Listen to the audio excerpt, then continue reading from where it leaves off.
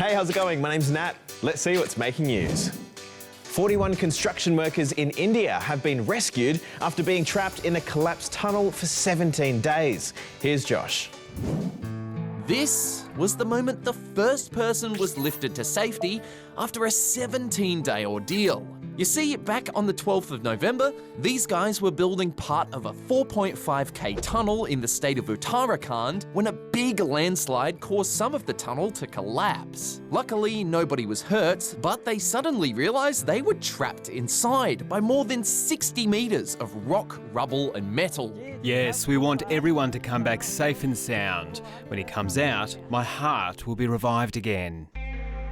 So rescue crews outside jumped into action. They figured out how to deliver food, water and oxygen to those inside through pipes, while working on a plan to get them out. But falling debris and unstable terrain meant rescue workers, including Aussie Arnold Dix, had to be really careful. With each option, we're considering how do we make sure that 41 men come home safe and we don't hurt anyone. As the rescue mission turned from days to weeks, crews even resorted to using handheld drills to manually dig their way to the trapped workers after machines they were using broke down. And they were successful. One by one, all 41 people were brought to safety. Yeah, I think they've got a lot to celebrate. The Aussies have kept their T20 cricket series against India alive with a nail-biting win last night. Game 3 all came down to the final ball, with Glenn Maxwell smashing an unbeaten 104 off 48 deliveries to secure the 5-wicket victory. What a century this has been, what an innings this has been from Glenn Maxwell. With India on 2 wins and Australia on 1, it'll all come down to the final 2 games of the series. How much fruit and veg do you eat in a day? Well, it turns out most Aussie kids aren't eating enough, so a program in Queensland is trying to change that. Here's Justina. These kids in Queensland are growing their own fruit and vegetables at school. We've got the strawberries that are growing very good. It's all part of a special program to get kids excited about healthy food and better understand where the food they eat comes from.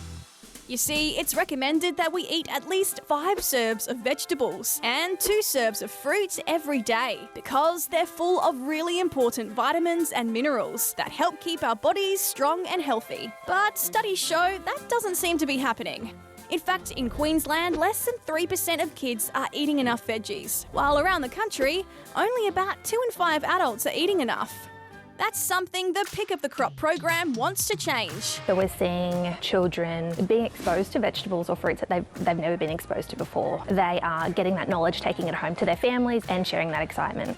More than 100 schools are now taking part, doing everything from growing their own produce to learning how to prepare and make it taste good in the kitchen. Today I enjoyed making the paper. I like making the peach coffee. And they reckon it's already making a big impact on building healthy habits. Favorite fruit is watermelon. I like apples. My favorite fruit has to be mangoes. Yum! I'm hungry now. Now it's time to set your fans to 3 because these next stories might blow you away. First up, to the moment a runaway school bus was saved by a quick-thinking student. I turned around to go talk to my friends and I turned back and the bus was moving and there was no one behind the wheel and it was heading near the petrol tanks and no one was doing anything, so I jumped up and got into action and steered it away. Izzy raced up to the front of the bus and managed to find the brake pedal, bringing the bus to a halt with all 20 students on board, safe and sound. Now to a space pod being developed in France, specially designed to grow plants. The hope is that one day these pods can be sent to Mars or the Moon. In fact, there are already plans to send one to the Moon by 2027 if everything goes to plan. And finally, to a strange sight along the banks of the River Torrens in Adelaide. This is Moby Dick the whale, who was supposed to be part of the local council's Christmas display. Recent floodwaters caused by a big storm sent him swimming downstream. But thanks to the help of a rescue team with a crane, he's now back in his spot. Come on, yes! Oh, that's all we've got time for today. We'll see you tomorrow. Bye. Come on. You're almost there. Come on.